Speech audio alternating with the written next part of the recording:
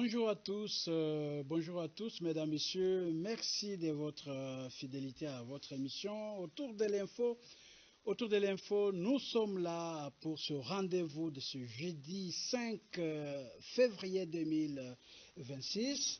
Nous sommes là, c'est pour échanger autour de l'information, autour de l'actualité.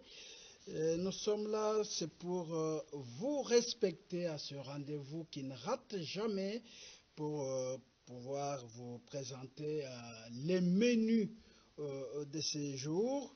Nous avons deux sujets avec nous. Nous avons d'abord le dialogue national inclusif, l'actualité qui revient dans les bouches de plusieurs. Quels sont les termes de référence et qui sont les participants à ce dialogue voulu par le président de la République? Et puis le deuxième sujet, c'est la francophonie qui, en République démocratique du Congo, pour remplacer la rwandaise Louise Mushikiwabo. Nous allons en parler avec nos invités aussi. Ces deux biscuits, c'est la signature de l'accord de partenariat économique global entre la République démocratique du Congo et les Émirats arabes unis. Le chef de l'État a signé avec son Altesse des Émirats arabes unis, et donc nous allons en parler dans cette émission. Aussi, cette visite officielle du président de la République, Félix-Antoine Tshisekedi, aux États-Unis d'Amérique. Quel impact, qu'attendre de cette visite officielle dans ce qu'il y a dans notre pays comme crise, comme relation entre les deux États? Voilà les menus de cette émission de ce jeudi, avec nos invités qui sont déjà sur ce plateau. D'abord à ma droite, Papi Mouya, communicateur du président Félix Tshisekedi, et puis cadre du parti de l'UDPS. Et puis, bonjour Papi. Bonjour Monsieur Gustave, bonjour aux co-débatteurs, bonjour à tous ceux qui nous suivent. Ça sera toujours une fierté de venir par les Républiques démocratiques du Congo. Ça faisait un temps qu'on n'a pas eu l'occasion de pouvoir partager avec ceux qui nous suivent. Ouais, comprenez que c'était en raison des visites de certaines provinces comme Congolais. Nous avons aussi intérêt à jeter un coup d'œil par rapport à ce qui est fait dans nos provinces, parce qu'on ne doit pas seulement parler de Kinshasa. Nous avons été invités à visiter l'université de Kananga, l'université mise en place par le président de la République, Félix-Antoine Tshisekedi Tshilombo, pour la jeunesse de cette province. Nous avons aussi été invités à visiter la province du Kasaï oriental, visiter les œuvres mises en place par l'honorable Nicolas Kazadinzouzi, lui qui a lutté, qui a mis en place une boulangerie et qui promet des usines, ce qui promet les jours à venir, ce qui donne l'espoir à tout ce peuple qui reste dans nos provinces. Merci Papi Mouya d'être venu, merci. À ma gauche, c'est Jérôme Lumunandoubou, pour ceux qui le connaissent, c'est un grand politicien de la République démocratique du Congo, vice-ministre honoraire à l'intérieur, et puis député national et sénateur honoraire. Il a aussi participé à beaucoup d'assises, beaucoup de forums sur la paix dans la République démocratique du Congo. Il était à la conférence nationale souveraine, il était à Sun City, il était aux assises de Lubumbashi et d'autres assises sur la paix dans la RDC.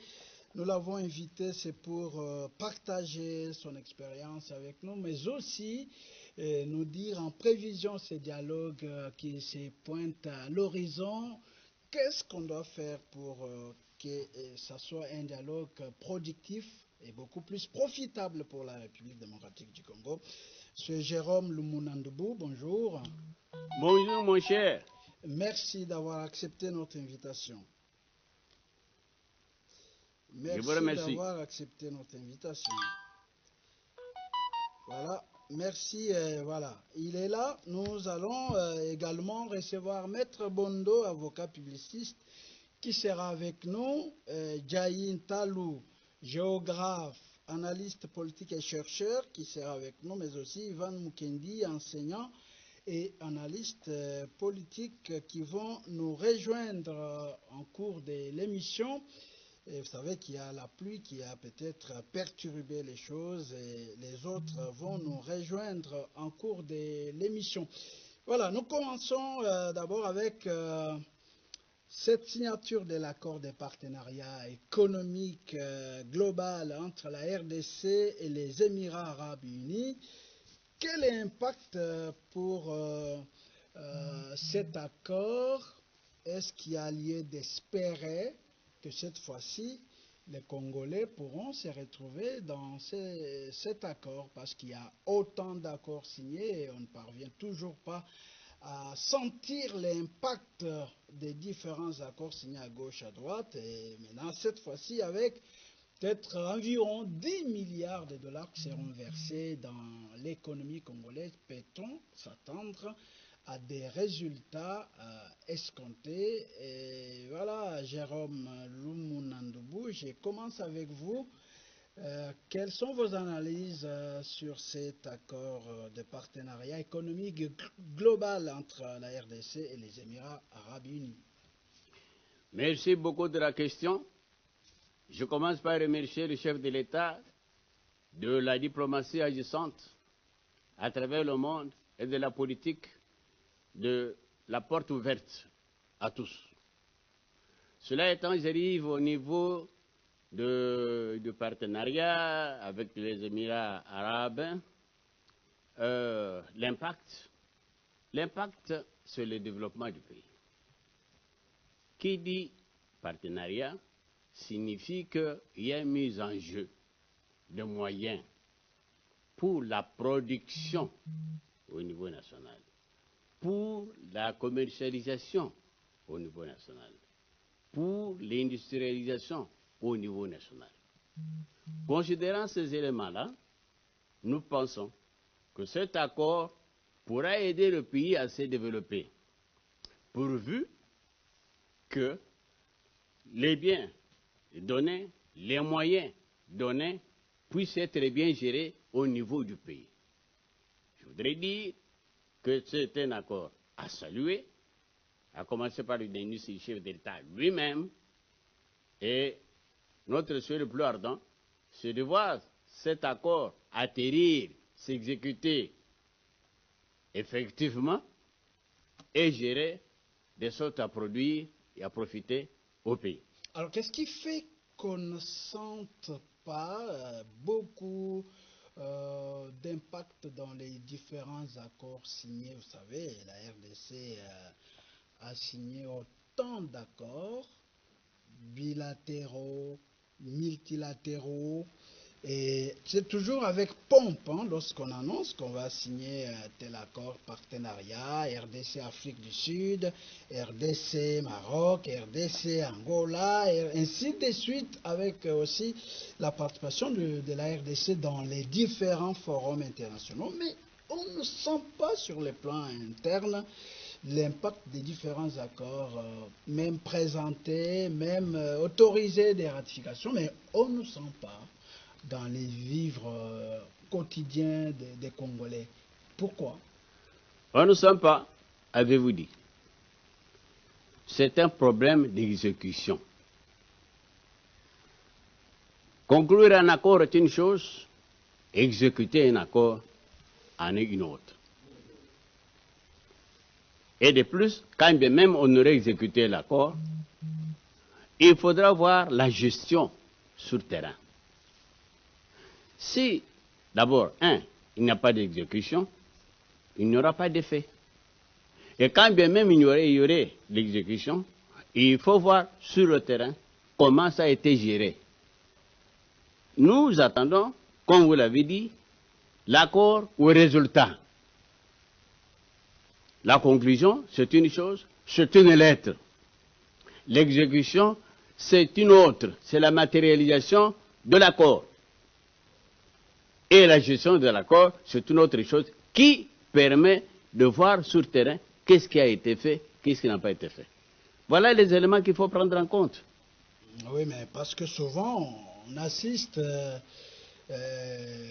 au Parlement, on assiste à la défense de plusieurs accords. Je me rappelle qu'en 2025, le ministère des Finances a dû présenter autant d'accords avec des chiffres. Des accords de 600 millions, de 300 millions, d'autres même des milliards. Et on a autorisé la ratification, mais après, on ne sent pas, je ne sais pas pourquoi, Yvan, plutôt Papi Mouya, vous aussi, vous avez suivi de près la signature de l'accord des partenariats économiques global entre la RDC et les Émirats arabes unis. Le chef de l'État, Félix Tshisekedi, a personnellement fait les déplacements de ce pays. Et il a signé, il était à la tête d'une forte délégation ministérielle, il a signé autant d'accords d'environ 10 milliards de dollars. Et qu'est-ce qu'on peut espérer de cet accord? Ça ne va pas aussi être submergé comme autant d'accords qu'on vient de citer. Déjà, il faut préciser une chose, il faut rappeler à ceux qui nous suivent que ça faisait longtemps que la République démocratique du Congo était effacée sur le plan international. À ce qui concerne les accords que nous sommes en train de signer aujourd'hui, hier, je crois qu'on ne les faisait pas. On n'avait pas de partenaires sérieux. Aujourd'hui, grâce à cette diplomatie agissante du président Félix Antoine Tshisekedi Tshilombo, la République démocratique du Congo a récupéré sa place sur le plan international. Et vous le voyez, cette série de signatures de tout ce qu'on a comme accord permettra à la République d'aller de l'avant. Attention, vous nous avez parlé de plusieurs accords signés, mais vous ne nous avez pas dit avec qui la République avait signé. Depuis très longtemps, la République démocratique du Congo était roulée par des gens qui n'avaient aucune idée, qui n'avaient pas des stratégies claires sur ce que la République voulait. Allez-y voir.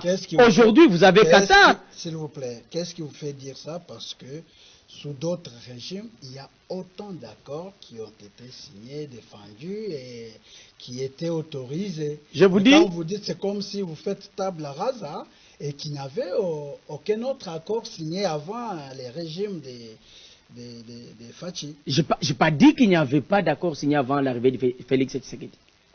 Je précise. La grande des questions qu'il nous faut poser, c'est de savoir avec qui avons-nous à l'époque signé ces accords.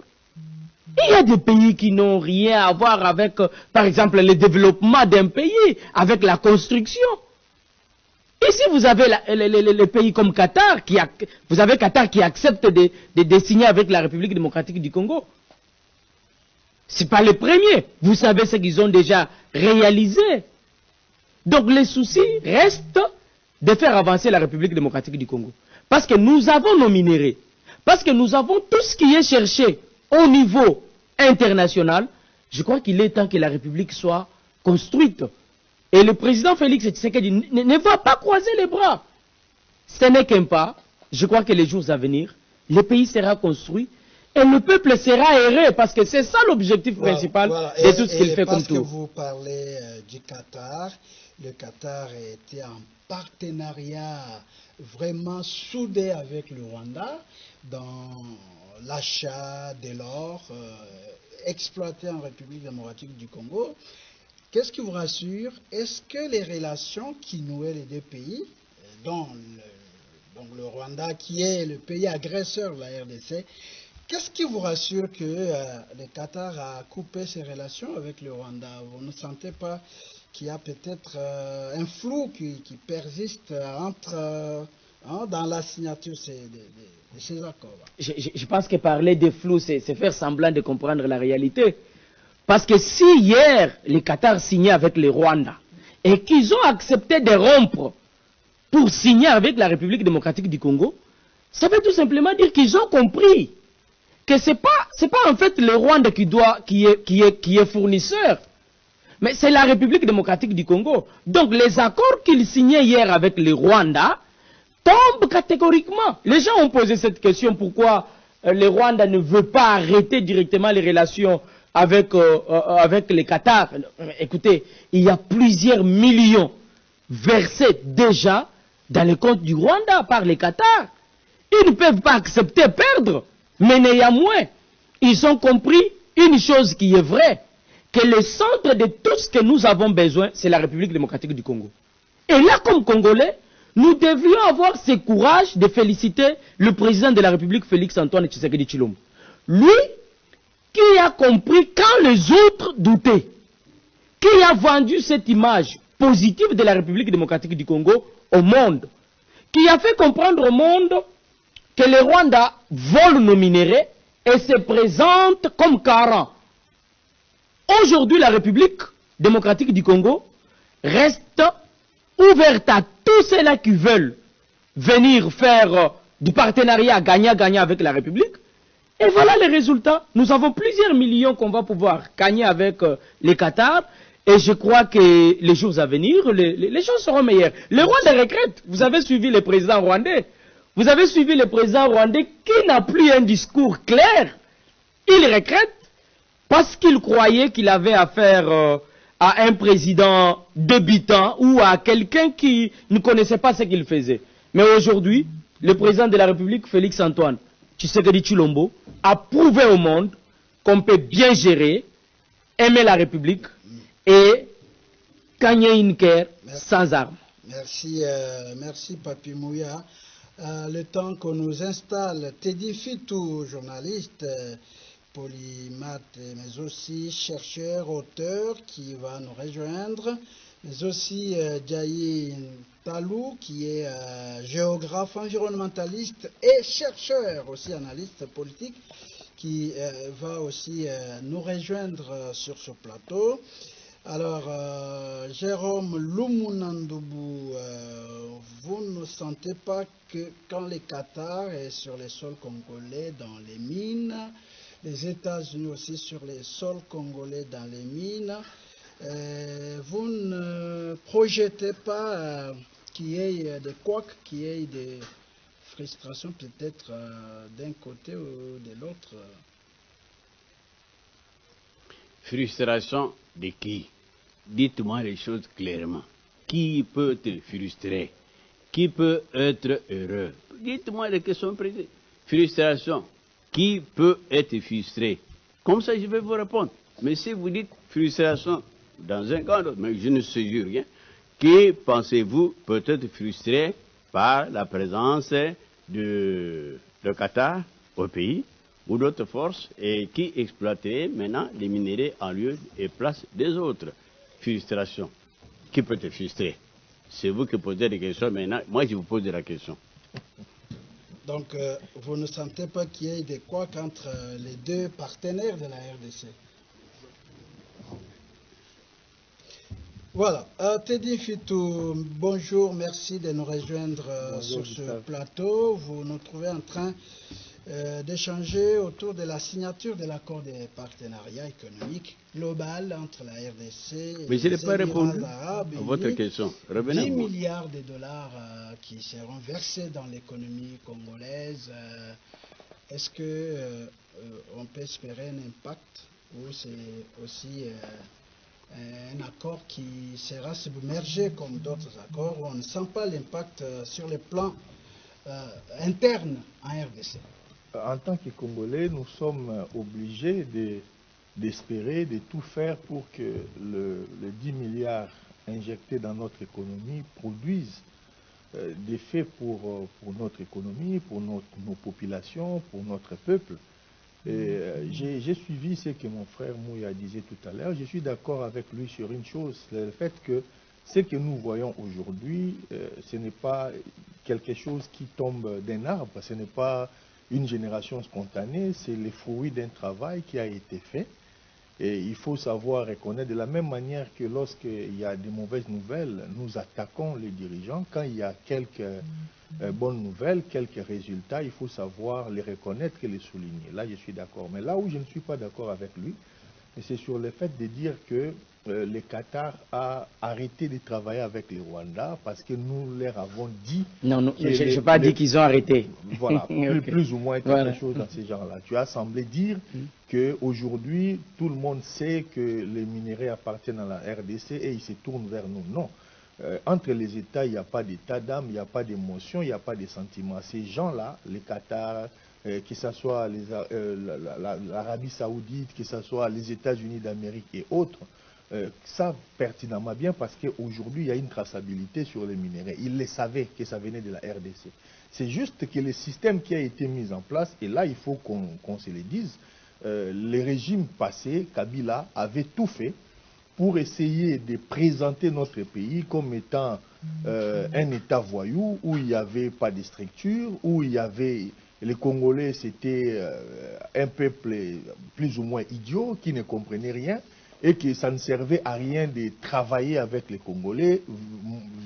Ils allaient mieux pour ces États-là de travailler avec des États structurés. C'est comme ça qu'on a présenté le Rwanda comme un pôle de stabilité dans la sous-région, avec des gens sérieux qui savaient ce qu'ils faisaient.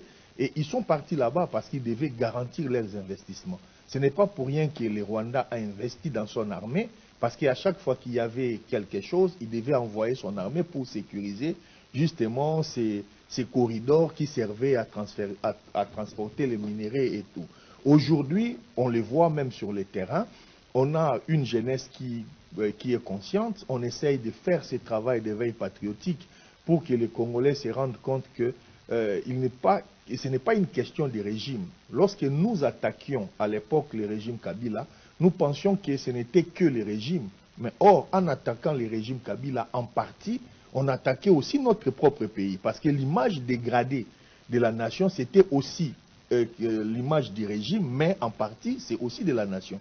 Donc aujourd'hui, pour être plus concis sur la question, les 10 milliards qui vont être injectés dans notre économie, c'est une bonne chose, c'est une bonne nouvelle, mais ça, ce n'est que le début. Les plus durs maintenant commencent. Il faut que la nation puisse faire les réformes nécessaires, puisse structurer les endroits où cet argent doit être investi pour que ça ne soit pas, ça ne se retrouve pas dans des projets tels que Bukangalonzo où on a eu des millions mais on n'a jamais vu la finalité de la chose, ou encore que ça se retrouve dans des poches de certains caciques. Dans une université. Non, on ne va pas rester sur une personne, je parle de manière générale. On a vu des projets avec 1 million de forages qui n'existaient que sur les papiers. On a vu des lampadaires qui étaient juste des ampoules dans des maisons de quelques notables. Donc il faut que la nation prépare aussi les structures nécessaires, c'est-à-dire des réformes importantes en profondeur, pour que cet investissement-là aille justement là où ça devrait aller et que ça bénéficie à notre peuple. Merci Teddy Fito. Je rappelle que vous êtes journaliste et écrivain. Et il y a Maître Bondo qui vient de nous rejoindre, avocat publiciste. Il est aussi parmi les analystes politiques pointus de la RDC et de la capitale. Maître Bondo, bonjour. Oui, bonjour Gustave. Merci bonjour, de nous rejoindre sur ce plateau. Bonjour. Et Jaï Ntalou, géographe et environnementaliste, qui vient aussi de nous rejoindre. Bonjour Jaï. Bonjour, monsieur. Merci d'avoir accepté notre invitation. Alors, juste une minute pour dire un mot sur ce partenariat RDC Émirats Arabes Unis, 10 milliards qui seront investis. Vous avez suivi Teddy Fitou, Papi Mouy avait déjà parlé, mais aussi Jérôme Lumunandoubou avait donné leurs impressions sur ça. Jaï Ntalou, comment vous appréciez ou vous critiquez cet accord entre la RDC et les Émirats Arabes Unis? Merci beaucoup. Je suis un peu touché parce que le dossier des taxes là, il faut que le gouverneur ouvre les, parce que les chauffeurs commencent à prendre les habitudes. Donc il faut que le gouverneur, le fait de prendre des mesures qu'il faut contrôler, mais il faut qu'il y ait des suivis. Donc voilà un peu, j'ai quitté là-bas à 12h moins, mais voilà l'heure qu'ils m'ont donnée. Donc les chauffeurs commencent à nous casser la tête. Mais toutefois, ce que vous venez de dire, je soutiens d'abord mes amis qui ont parlé, qui m'ont précédé. Je rappelle que quand les présidents faisaient des voyages, il a fait, jusqu'à présent, il continue à effectuer des voyages. Tout le monde en parlait de façon négative. Ah, le président Yegobima, qu'est-ce qui s'est passé? L'argent de l'État sort. Mais les conséquences maintenant sont là. Les conséquences, aujourd'hui, le président, il a commencé d'abord par l'Europe. Il fallait attaquer les taureaux par les cornes. Il a commencé par l'Europe. Il est allé aux États-Unis. Il est allé à l'Asie et à l'Afrique. De toutes ces relations-là qu'il a eues, c'est ce qu'il est en train d'attaquer. Aujourd'hui, quand il part chez les Arabes et l'Émirat là-bas, l'Émirat avait des relations très profondes avec les Rwandais.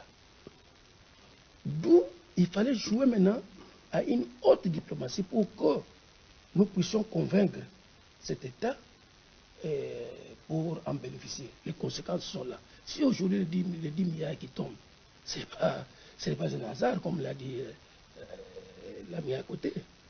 Donc nous devons fournir un effort et quand nous le faisons, il faut que le pays en bénéficie. Et ce que je ne tiens pas, je ne cesse de souligner, les pays et les gouvernements en particulier doivent avoir un plan stratégique de son économie. S'il n'y a pas un plan stratégique, même celui qui remplace, il va toujours stagner.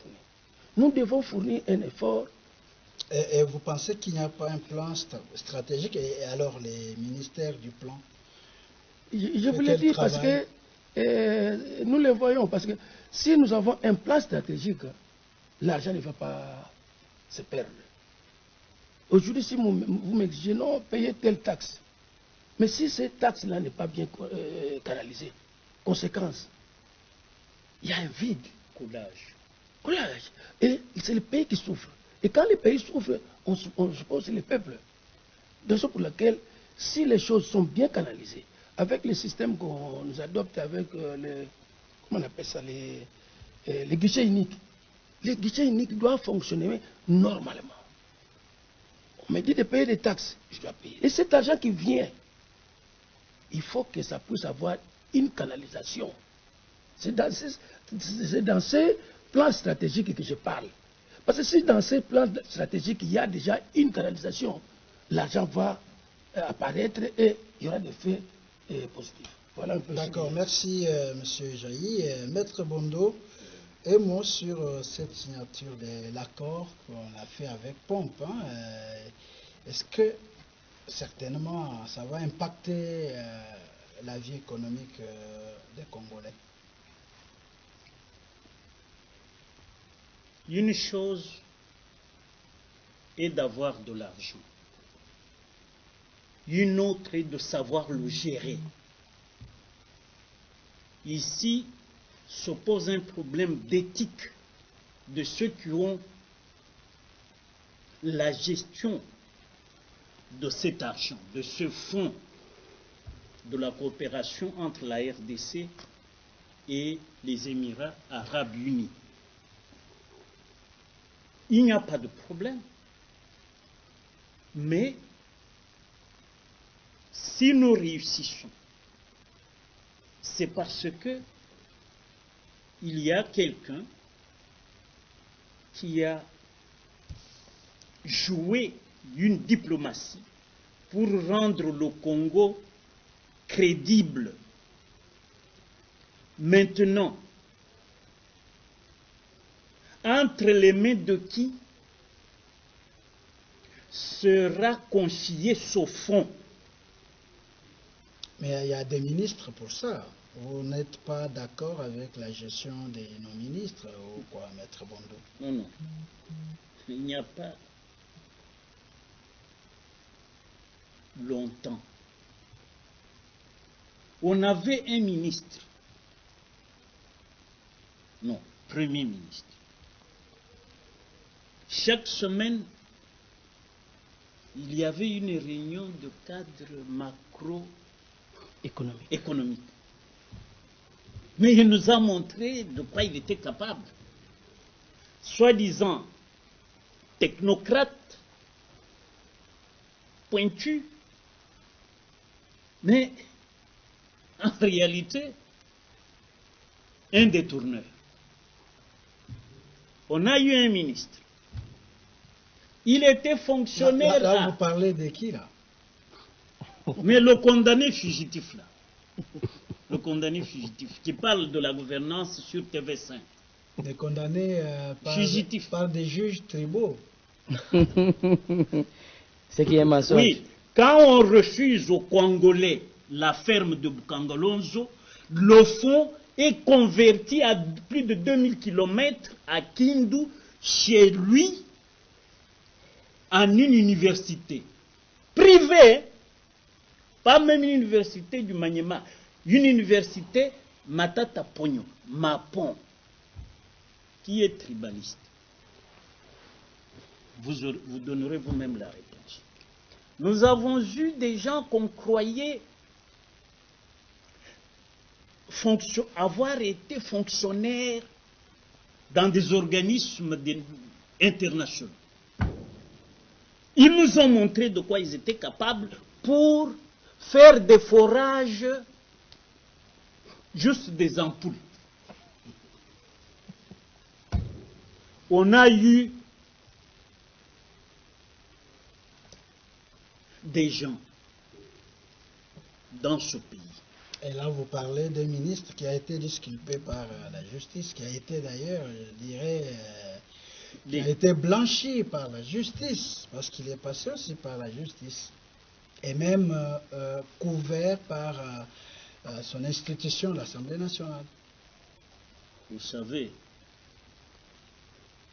Hegel, le philosophe allemand, quand il parle du pouvoir, il dit la souveraineté populaire n'existe ou n'a de sens que si elle est confiée entre les mains des dirigeants conscients de leurs responsabilités. Est-ce que vous avez à l'Assemblée là des députés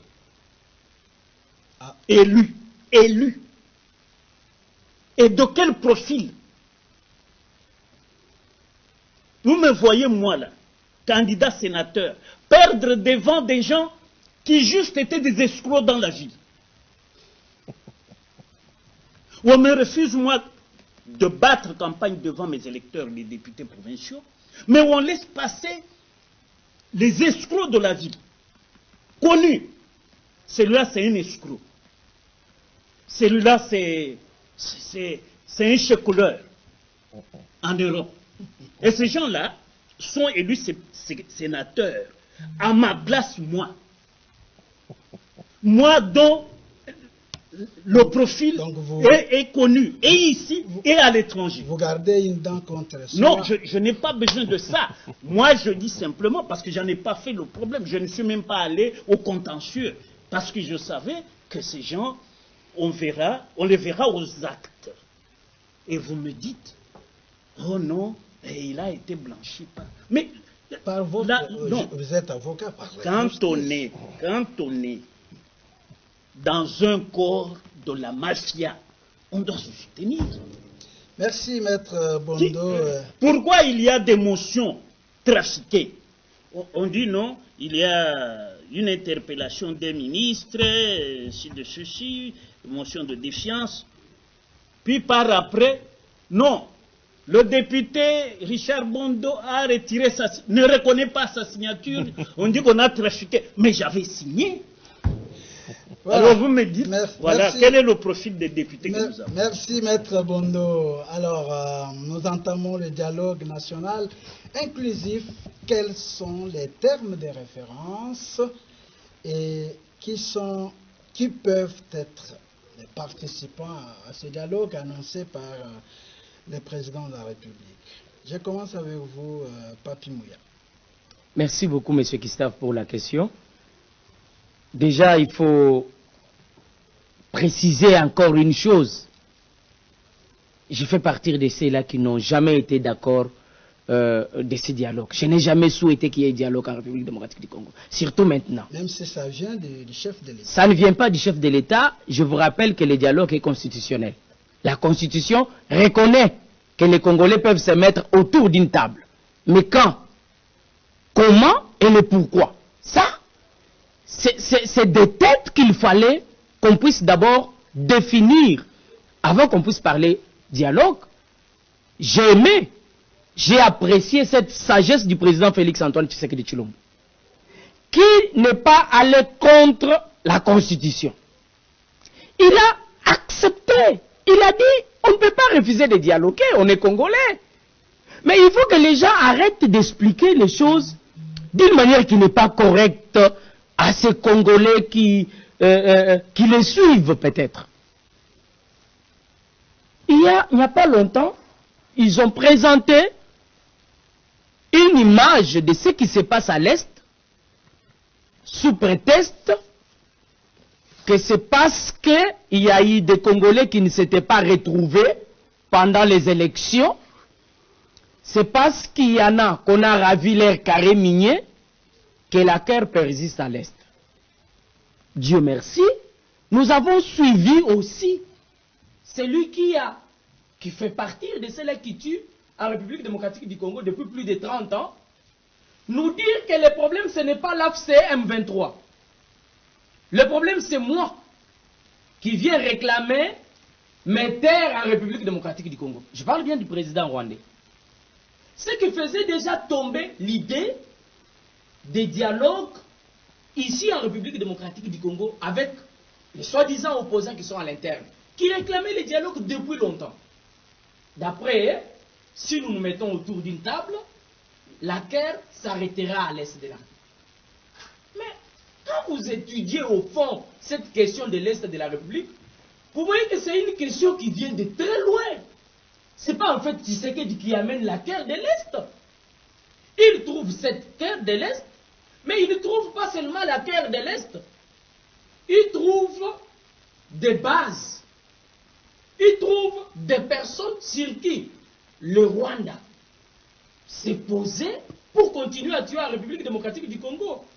Des traîtres, parce qu'il faut qu'on puisse le préciser, que le Rwanda ne représente rien devant la République démocratique du Congo. Donc si on peut faire une étude normale, vous allez voir que le Rwanda c'est comme, je peux même dire, une commune de Kinshasa. Alors maintenant, revenez au dialogue. Le chef de l'État lui-même a dit, oui, pour les dialogues qui sera organisé en RDC, mais sans ceux qui y ont touché à l'arme, ceux qui ont versé le sang. Mais entre-temps, il dit dialogue national inclusif. N'est-ce pas, les chefs se contredisent? Le président Félix Tshisekedi ne s'est jamais contredit. Nous, des fois, avons l'habitude de faire des analyses d'une manière qui n'est pas correcte. Dialoguer ne veut pas dire oublier. Comment vous voulez que quelqu'un qui a tué votre papa, votre maman, votre famille, parce qu'il faut négocier, parce qu'il faut dialoguer, vous devriez oublier tout ce qui s'est passé? Le président Félix Tshisekedi a été clair. Les dialogues, oui. Mais il faut savoir que la justice doit continuer à faire son travail. Ça veut dire, vous avez tué, vous ne devriez pas attendre qu'il y ait un dialogue pour que vous puissiez trouver une voie de sortie. La justice fera son travail. 2. Avec qui nous devrions dialoguer?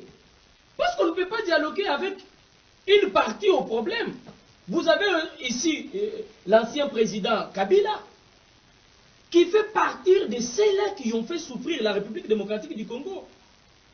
Vous trouvez normal que la République démocratique du Congo puisse venir se retrouver autour d'une table avec Kabila? Ça, c'est un. 2. Vous avez tous ces traîtres qui ont trahi la République depuis plusieurs années. Aujourd'hui, on parle même d'Ibalaki, qui faisait partir des hauts représentants du président de la République. Mais qui a trahi les pays? Vous nous demandez qu'on rappelle tout le monde autour d'une table, et les traîtres, et ceux-là qui sont allés bouffer l'argent de Kabila. Parce qu'on parle aussi des 5 ans, vous avez suivi l'intervention de M. Solé, qui à un moment, nous-mêmes, on s'est dit comme jeunes qu'à l'allure où vont les choses, un jour, certaines personnes vont être lapidées en cours de route. Non, Les Congolais, non, non, je l'ai dit, attendez, non, faut pas on ne trahit jamais la République, oui, attention. Non, mais je l'ai dit. est-ce que vous pouvez retirer d'abord? Non, je dis, à l'allure où vont les choses, certaines personnes, à la base de tout ce qui se passe, vont être lapidées. Mais tu es démocrate, non? Tu es de l'UDPS, est-ce qu'il faut lapider? Tu peux retirer ça. Je retire si ça fait mal à ceux qui suivent, mais moi, personnellement, je ne voulais pas retirer. Donc, on doit comprendre une chose, le président Félix Tshisekedi est pour les dialogues, parce que les dialogues, c'est pour, en fait, des Congolais qui aiment leur pays. D'accord. Mais au moins, on doit être clair, on doit dire les choses d'une manière beaucoup trop claire, qu'on ne laissera pas ceux-là qui ont fait du mal à la République bénéficier de ce qui sortira de ces dialogues. Teddy Fitou, comment vous appréhendez? Quels sont les termes de référence? Si dialogue il y en a, sur quoi doit-on parler et qui doivent prendre part à ces assises? Cette question est capitale, hein, et elle est au cœur de notre pacte républicain. Dans une démocratie, et notre pays s'appelle heureusement République démocratique du Congo, ça veut dire que vous avez un dialogue permanent. Ce qui se passe au Parlement, on a une majorité, on a une opposition. C'est là aussi les lieux du dialogue.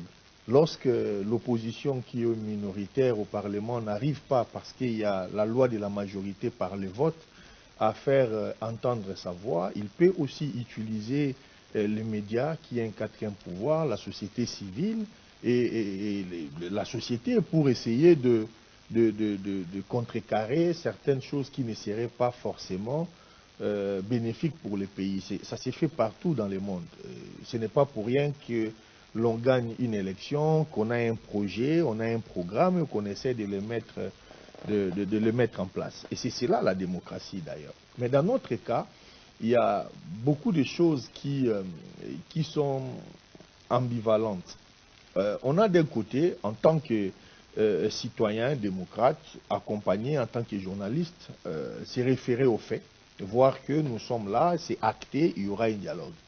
Mais de l'autre côté, vous l'avez souligné, nous sommes écrivains, et en 2018 déjà, dans un ouvrage, moi, j'écrivais, et les écrits engagent, donc je ne peux pas me contredire par rapport à cela. Je disais que dans ces pays, il faut qu'on arrive à ramener la société à voter des lois d'inéligibilité à vie pour certaines personnes. Nous ne pouvons pas, matin, midi, soir, voire même la nuit, crier sur tous les toits, sur tous les plateaux, que notre armée est infiltrée. Nous savons comment l'infiltration s'organise. C'est par ces genres de dialogues, parce qu'il faut à la fois tenir compte des gens qui ont été des combattants dans certaines milices, dans certaines rébellions, puisqu'ils ont que l'armée comme seule fonction, il faut les intégrer en tant que fils du pays, leur donner une sorte de prime parce qu'ils ont été contre la nation, et ces gens-là se retrouvent commandants de telles régions militaires, ils se retrouvent dans les entreprises publiques comme mandataires, ils se retrouvent comme ministres, et on les appelle ici, hein, on a appelé certains excellences, honorables et tout consort. Donc, par les dialogues, la crainte c'est de reproduire ce qui nous a causé tant du tort pendant les 30 dernières années. De 1996 en 2026, nous avons passé 30 ans à nous débattre pour comprendre ce qui nous arrivait. J'ai aimé quelque chose qui a été dit par Papi Mouya tout à l'heure. Il a dit les causes de cette guerre ne sont pas liées aux acteurs. Lorsque Nanga bombe le torse pour dire qu'on doit négocier avec lui pour que la paix revienne, il oublie juste une chose. Lorsqu'il était encore président de la CENI, les M23 existaient. Donc ce n'est pas lui qui a ramené la question de M23 ou des Rwandais sur la table congolaise. Donc il est arrivé parce qu'il veut jouer à l'amnésie pour demander aux Congolais de ne pas savoir, de croire que cette cause a commencé hier quand lui il est arrivé de l'autre côté. Lorsque Bunagana tombe en 2001, Corneille Nangaa n'était pas dans cette aventure. Donc si les 30 dernières années, après tout ce que nous avions consenti à ces gens-là, la République démocratique du Congo a autorisé à un personnage venu de nulle part, sans historique sans réel passé connu, comme Azarias Rouberois, de devenir vice-président de la République dans ces pays. On a connu des généraux, on a connu des mandataires publics, on en avait un ici à la DGI. Il y a beaucoup de gens, au nom des accords politiques, à qui on a donné des fonctions éminentes. Et à un moment donné, la nation doit s'arrêter. On ne doit pas continuer comme de petits enfants à clamer la même chose. Vous n'êtes pas d'accord avec... Je vous ai dit que pour moi, c'était une question ambivalente. D'un côté, ça c'est ce que je donne maintenant, c'est ma position personnelle. Mais lorsqu'on réfléchit en tant que républicain, il y a des actes que nous ne devons pas. Je ne donne pas une prime au régime pour dire que puisque Félix Tshisekedi avait gagné les élections et qu'il est président, il ne doit jamais parler aux autres, il ne doit jamais tendre la main, il doit, entre guillemets, se transformer en une sorte d'autocrate qui déciderait tout seul. Ce n'est pas ce que je suis en train de dire. J'essaye de dire, si dialogue il y a, il faut qu'il y ait des préalables. Il faut que la nation soit suffisamment forte pour ne pas se faire imposer des agendas qui ne sont pas des agendas congolais. Lorsque le président rwandais demande à ce qu'on accorde tel avantage à telle communauté, à telle population, la RDC c'est un tout. Nous ne pouvons pas commencer à recevoir des injonctions. Ce que d'aucuns ignorent, on a 9 voisins. Et les Ougandais qui sont là, ils ne sont pas aveugles. Ils regardent, ils scrutent, ils étudient ce qui se passe avec le Rwanda. Les Sud-Soudan aussi étudient les comportements des Congolais face à une agression, face à des injonctions extérieures. Même l'Angola, qui est un pays ami aujourd'hui, le président Lorenzo, à qui nous rendons nos hommages, parce qu'il accompagne la RDC dans cette période trouble. Mais ce sont des gens qui regardent. Si nous cédons en tant que nation, pas en tant que régime, mais en tant que nation, si nous cédons aux injonctions des États étrangers, en tout cas des États limitrophes, ça veut dire que le lendemain, la Zambie, s'il a besoin d'avoir quelques carrés miniers du côté de Kasumbalé, ça, il va mettre ses militaires et nous faire la guerre pendant 30 ans, sachant que la nation congolaise n'aime pas réfléchir. À un moment donné, elle sera tellement fatiguée, la nation, qu'elle sera obligée d'aller négocier donc, pour accorder. Donc, il faut, à un moment donné, il faut qu'on trace... Sur quoi peut-on se baser? On peut parler. Moi, déjà, donnez-moi 2 minutes. Ça, c'est ma réflexion personnelle. Je me pose la question, est-ce que les gens qui sont dans l'opposition aiment réellement ces pays? Parce que s'ils aimaient ces pays, j'aurais été à leur place, ça c'est mon raisonnement, il ne reste que 2 ans au président Tshisekedi pour terminer son 2e mandat. Pourquoi ne pas l'accompagner dans un dialogue, mais qui ne serait pas un gouvernement d'union nationale, les histoires on les laisse finir son 2e mandat, constitutionnellement, à la fin du 2e mandat. La loi, l'actuelle loi, ne lui autorise pas de se représenter pour un 3e mandat.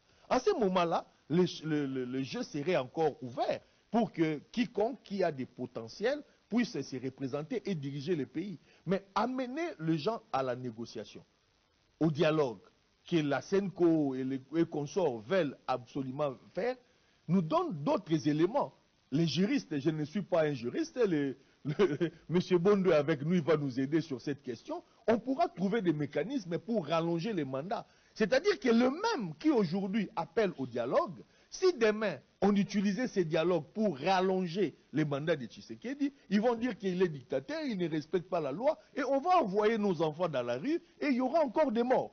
Donc à un moment donné, on ne sait pas si ceux qui sont politiques dans notre pays les sont parce qu'ils ont, excusez-moi de le dire à la télé, un cerveau, ils réfléchissent aux implications, ou ils ne pensent qu'au quotidien, ils sont là, nous sommes janvier ou février 2026, et pour eux, ils doivent réellement, en février 2026, arriver au pouvoir. Ce qui va se passer au mois de mars n'est pas leur problème. Ce qui viendra au mois d'avril ne les intéresse pas. Le mois de mai, ils n'en passent même pas. Donc ça, c'est vraiment une réflexion qui parfois nous dépasse. Merci Teddy Fitou. Maître Bondo, comment vous, je crois, le mardi, vous avez dit, pas question d'agresseurs, pas question des fugitifs, pas question des rebelles dans le dialogue annoncé par le président de la République.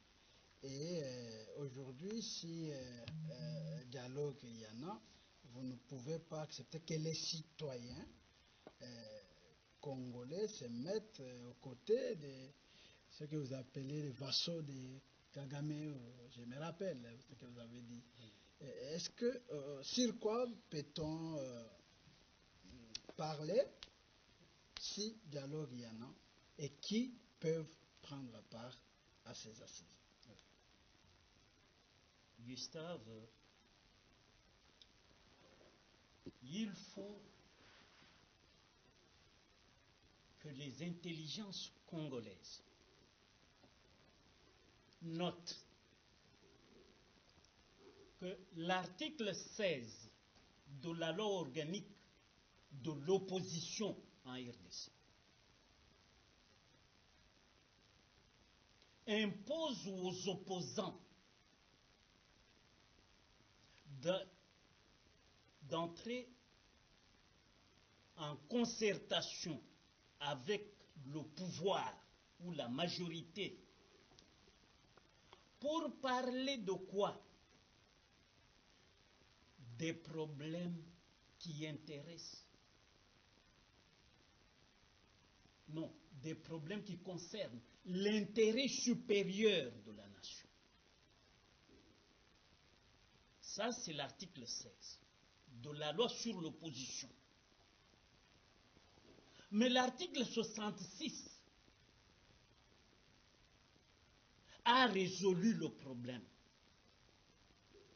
L'article 66 de la Constitution impose à nous, Congolais, de nous considérer tous comme frères pour cimenter la cohésion nationale. Et d'afficher à la face du monde la solidarité nationale, surtout lorsque l'intégrité territoriale est menacée. Au moment où nous parlons, les opposants valets de Kagame sont-ils citoyens? Parce que pour être citoyen, c'est-à-dire on est fils majeur, c'est-à-dire doté de la lucidité et de la capacité de raisonner Congo. Or, Nanga venait de nous dire il y a, je crois, quelques jours, quand il reçoit, je crois, Ibalanki, il dit, non, il répond à l'ambassadrice du Rwanda, je crois, à New York, qui a dit qu'on collaborait ou on soutenait le M23. Et Nanga dit, c'est vrai, nous collaborons, nous soutenons le Rwanda. Donc, vous soutenez le Rwanda dans ce que moi j'appelle, vous me passez la néologie, le kivucide, c'est-à-dire le génocide qui décime tous les Kivuciens pour le grand remplacement par les Rwandais. Et Nanga dit soutient le Rwanda. Donc il est vassal, un esclave de Kagame. Mais avec un esclave, les citoyens congolais, pouvons-nous nous mettre à la même table? Parce que j'ai posé une question, je crois, sur le même plateau. À l'époque romaine, les patriciens pouvaient-ils siéger avec les plébéiens? Moi, je réponds non.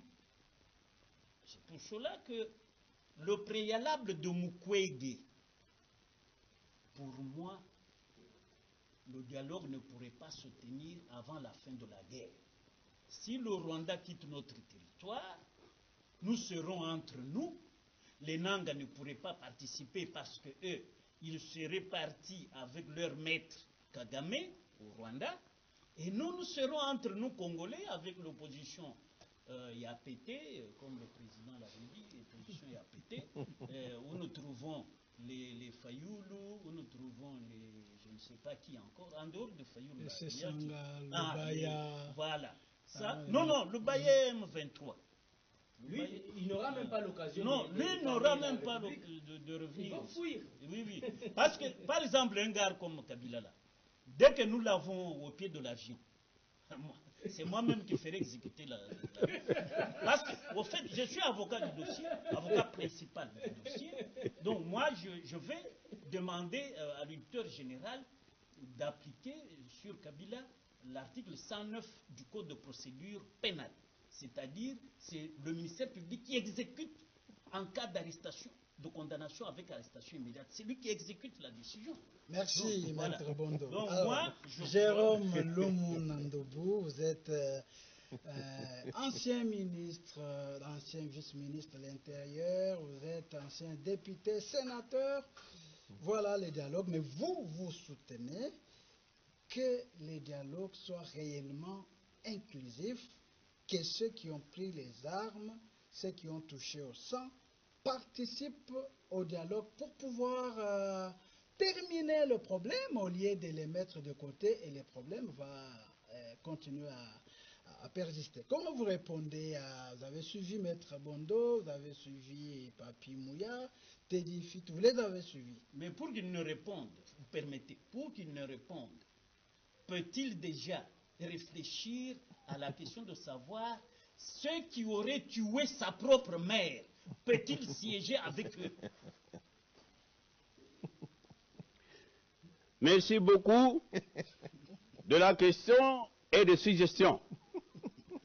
Voici ma réponse. Un philosophe ancien disait ceci: celui qui voit les choses par leur commencement en aura une meilleure vue. Celui qui voit les choses par leur commencement en aura une meilleure vue. Cela étant, nous parlons de dialogue. Mais le dialogue, c'est quoi? Nous ne pouvons pas parler de dialogue sans savoir ce que c'est. Pourquoi il y a dialogue? Et quelles sont les parties qui peuvent participer au dialogue? Le dialogue est un des modes de résolution des conflits. Lorsqu'il y a un conflit, soit entre États, soit à l'intérieur, ici chez nous, il y a ce qu'on a appelé arbre à palabre. Donc lorsqu'il y a un problème, même au niveau du village, les gens se sont entretués.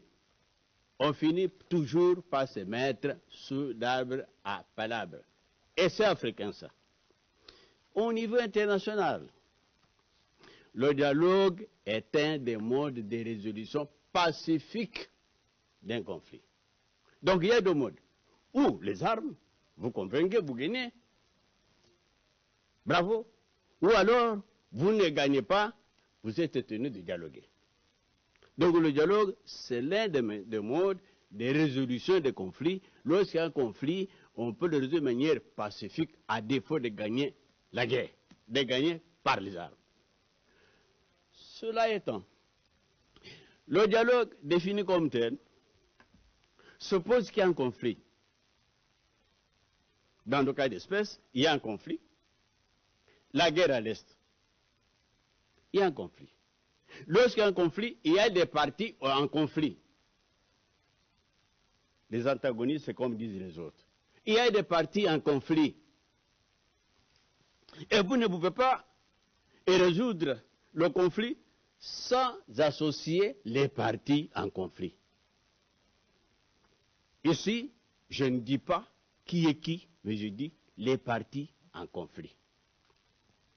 En cas d'espèce, nous avons un problème, nous avons la guerre à l'Est. Je parle pour éclairer l'opinion. Qu'il y a un problème à l'Est, entre États d'abord. Pourquoi? Le Rwanda est un petit pays qui a une densité de population beaucoup plus élevée, qui n'a pas d'espace. Le Rwanda n'a pas de minerais. La seule richesse du Rwanda, c'est l'élevage et l'agriculture. Le Rwanda lorgne le Congo. Homo lupus homini, sauf erreur. L'homme est un loup pour l'homme. Donc le Rwanda est un pays qui est voisin, qui n'a pas d'espace, qui n'a pas de minerais, qui dit non, non, moi je dois prendre les minerais à tout prix là-bas.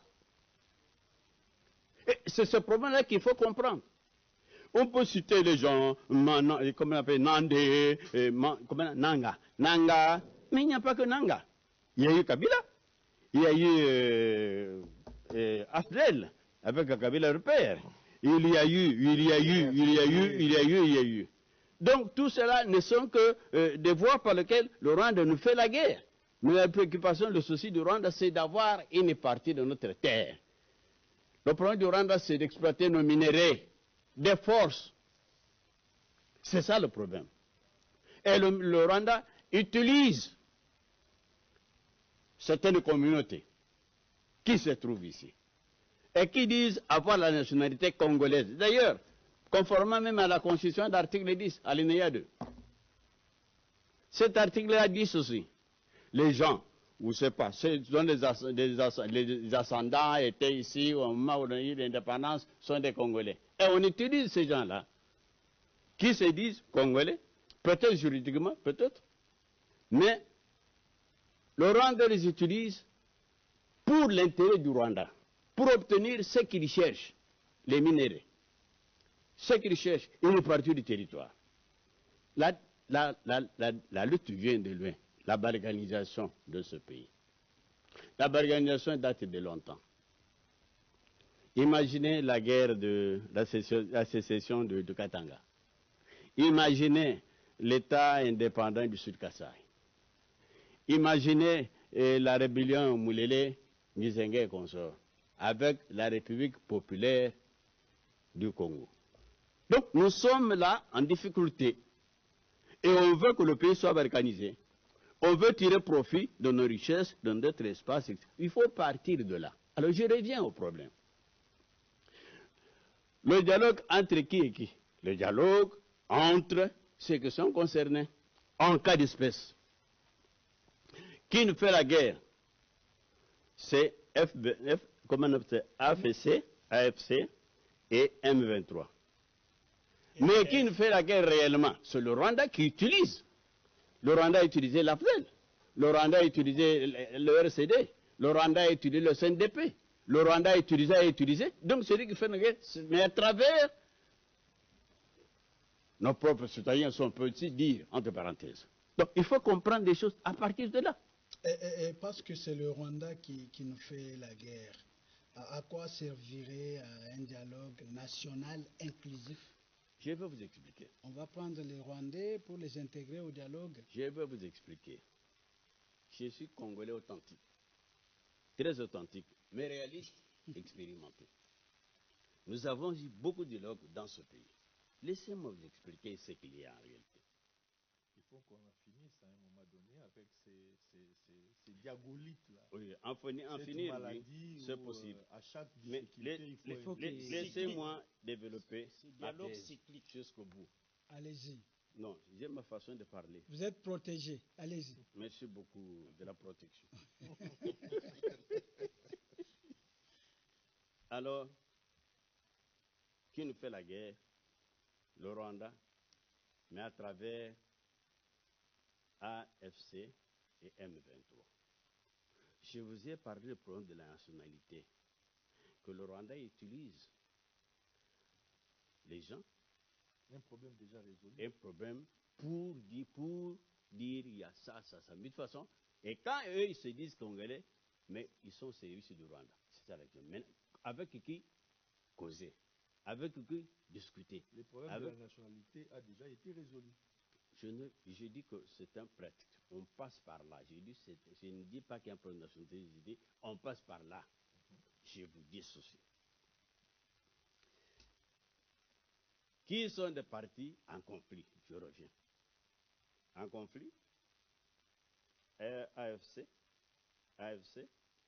et M23.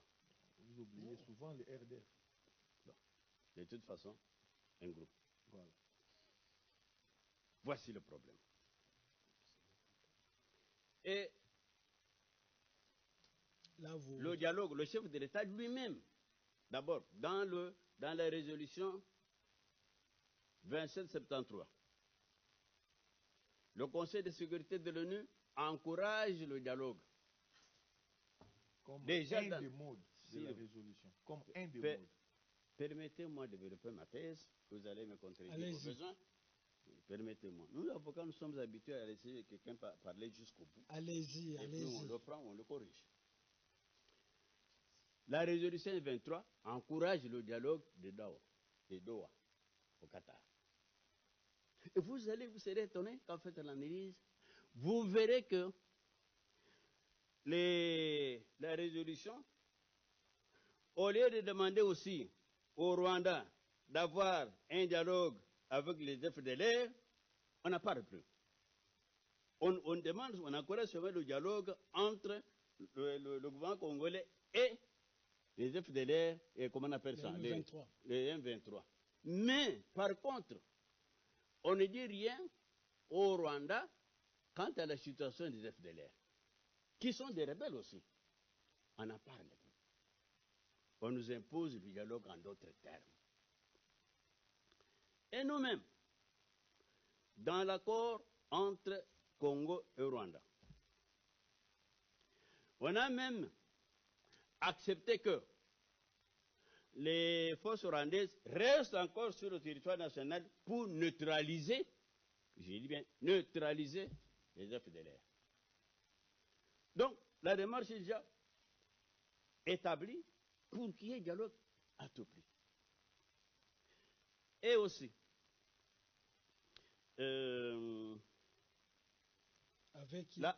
avec qui, s'il vous plaît,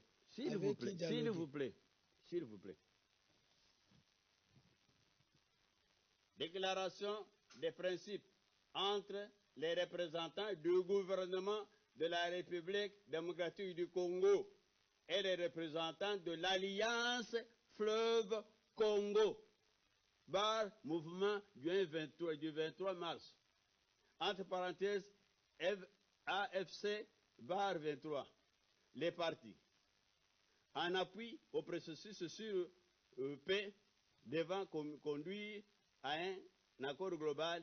Mais cet accord-là, cet accord de principe, c'est signé entre les représentants du chef de l'État et les Rwandais et les P23.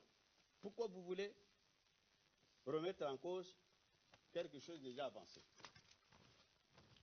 Pour ceux qui ont cette déclaration de principe, vous verrez que du côté congolais, pour le gouvernement de la République démocratique du Congo, c'est M. Sumbu Sita Mambu, ou représentant du président chargé des processus de Luanda et de Nairobi.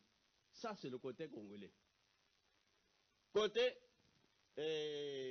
AFC M23, pour le mouvement de l'Alliance Fleuve Congo M23, Benjamin Bonimpa, secrétaire permanent. Mais vous dites ici, on ne peut pas.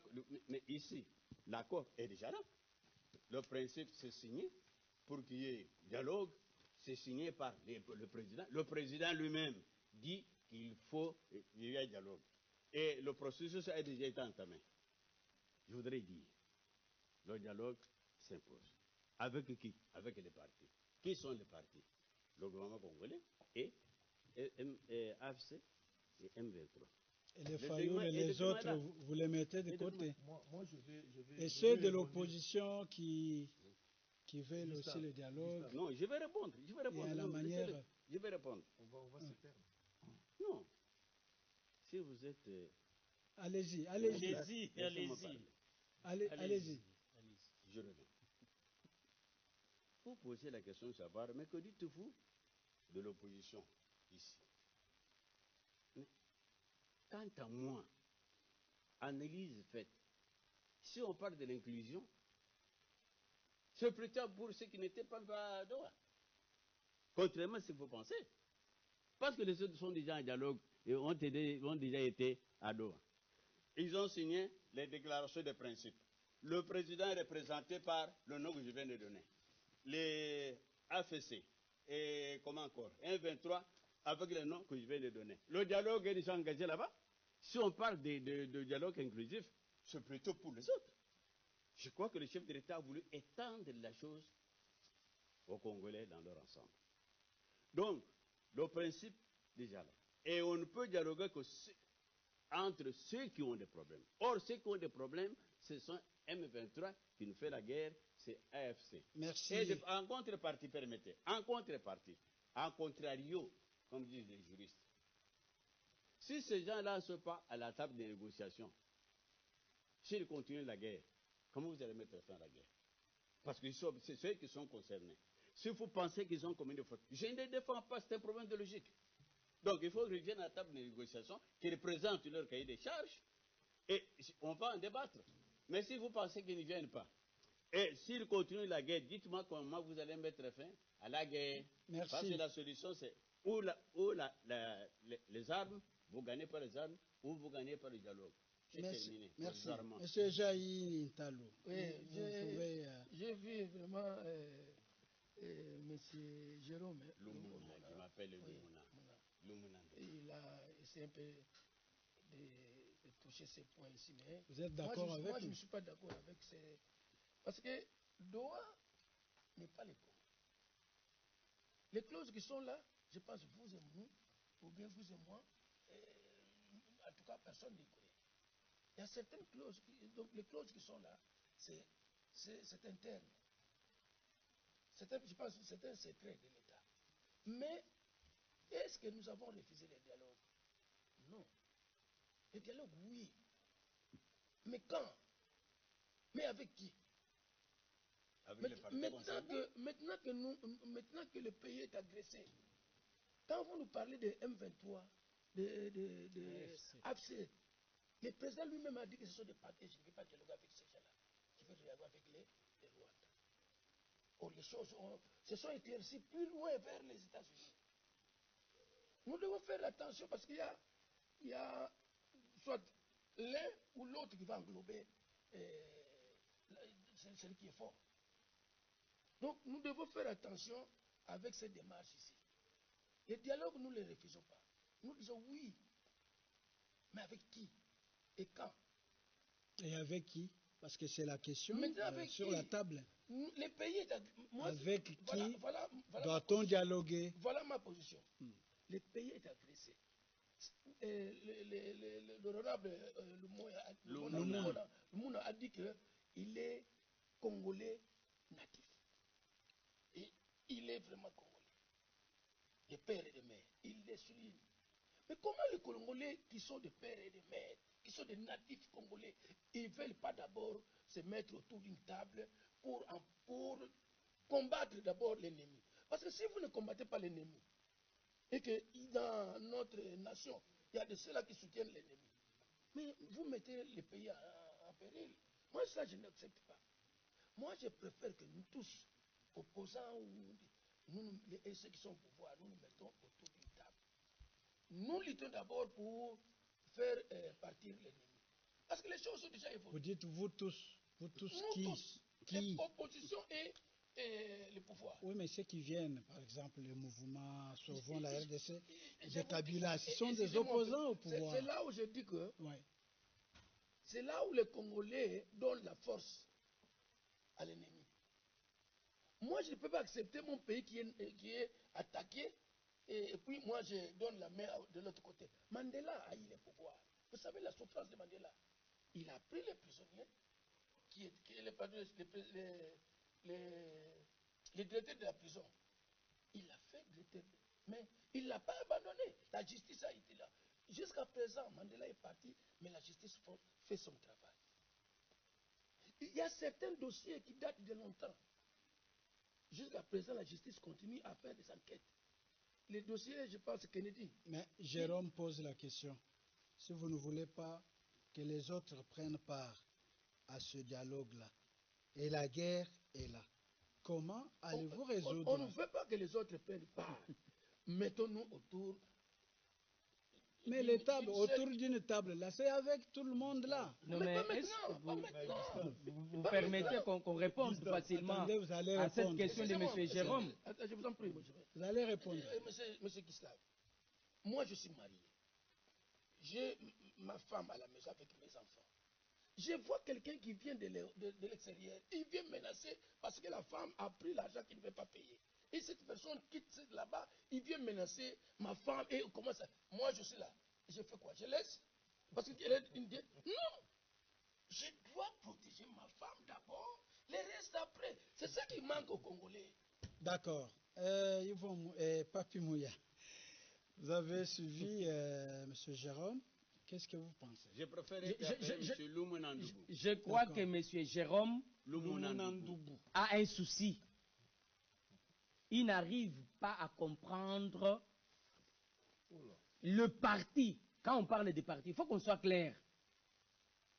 La guerre en République démocratique du Congo, qui sont à la base? Est-ce Nanga? Est-ce Kabila? Est-ce Makenga? Non! Tous ces groupes dont il parle ont un parrain, ont un chef, mais lui-même s'est contredit, c'est à un moment contredit. Pas du tout. Il a cité les groupes armés utilisés par le Rwanda avant l'arrivée de l'AFCM 23. Il a cité ces groupes armés, ce qui révèle que le problème, ce n'est pas les quelques Congolais manipulés qui s'y trouvent au sein de M23. Non.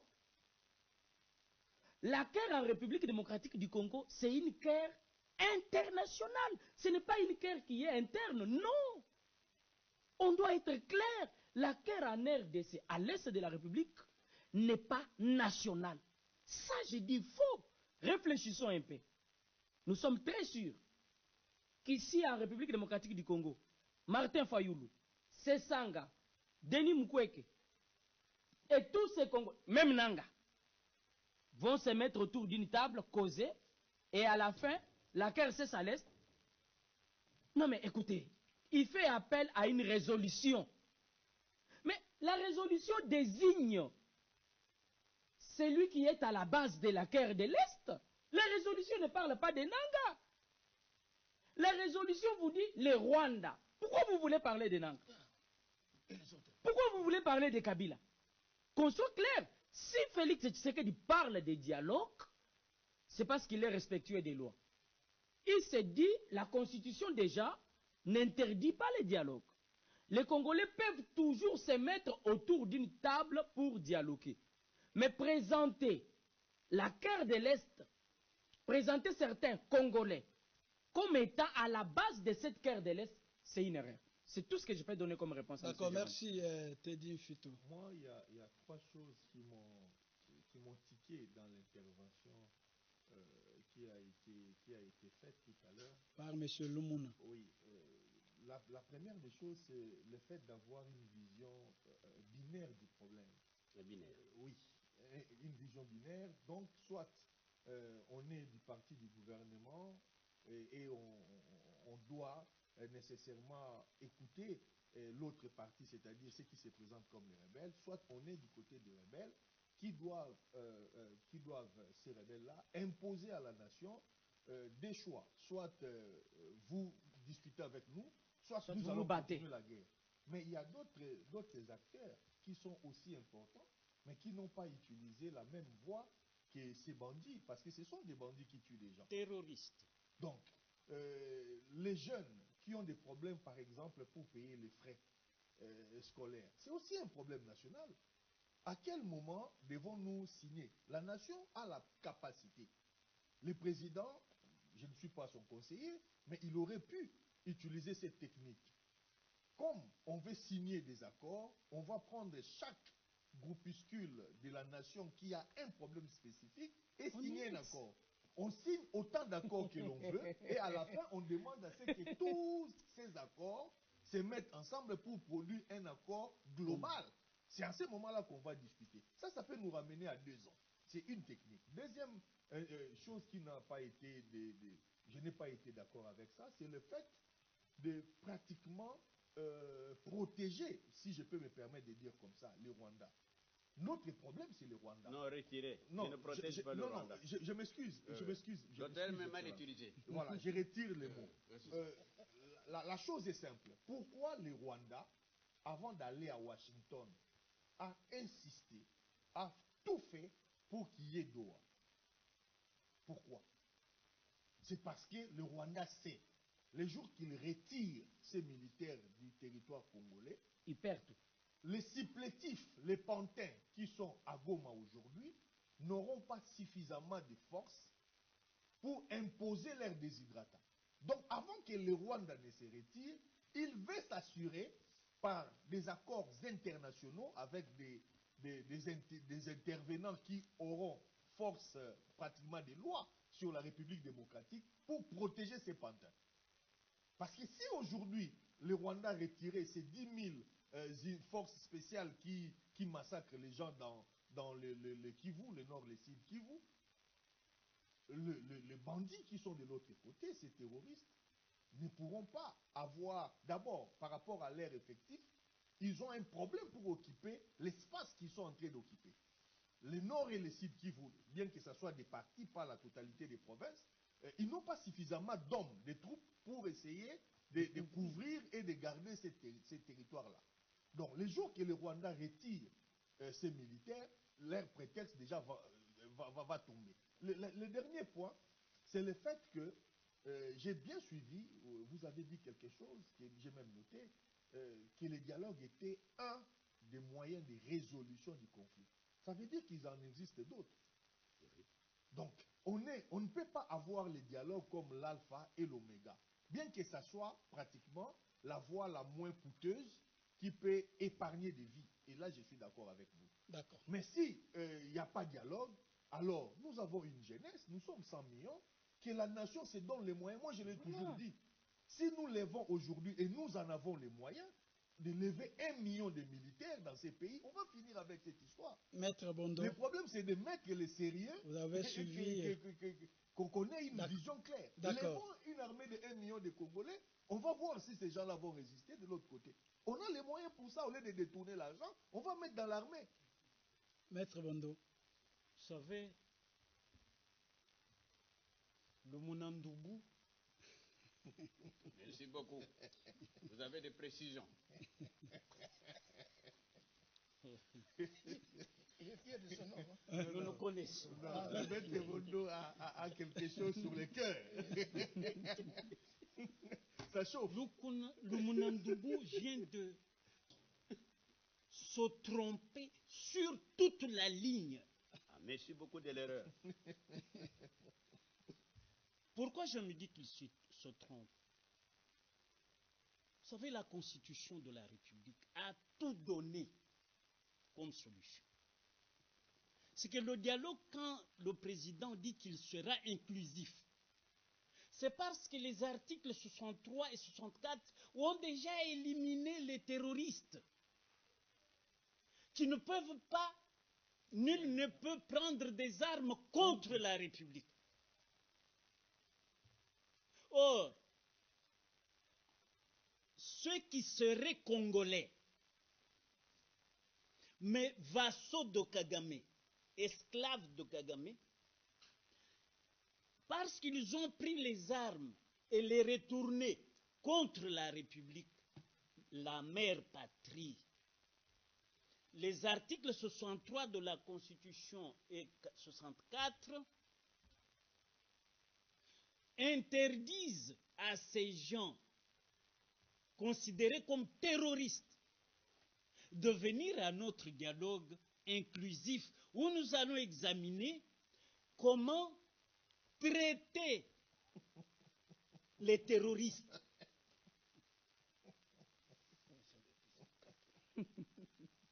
Alors, parce que la Constitution les a déjà exclus.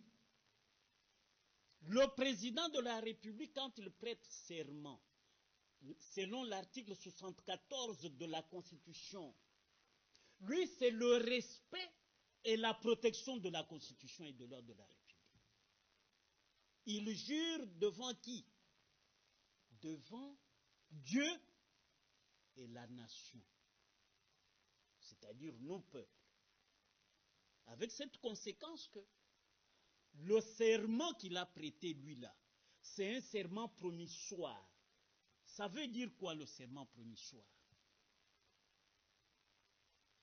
Le doctrinaire congolais, le seul, qui ait défini le serment promissoire s'appelle Maître Nicolas Tchamalakalala. Dans son livre, Le Serment, il dit que le serment promissoire, c'est le serment au terme duquel on prend Dieu comme témoin.